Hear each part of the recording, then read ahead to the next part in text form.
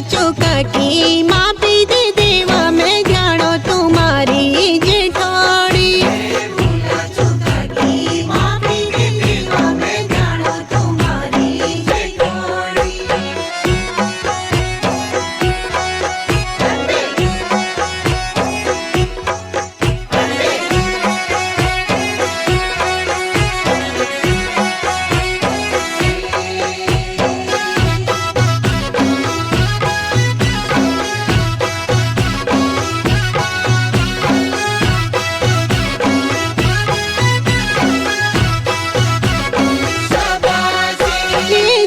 के थाने मोरी गोती चावो पानी खाबूड़ी दिशा की ठाणी मामा मुके पानी पिलाई दे मेरी सुखी जी कोड़ी दिशा की।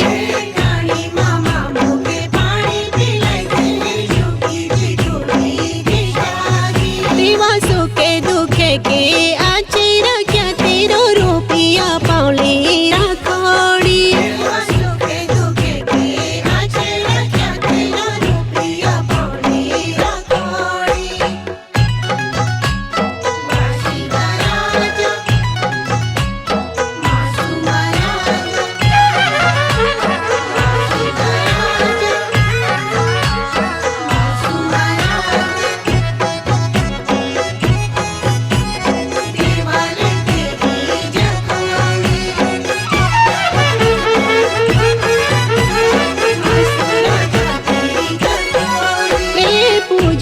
मामा टीको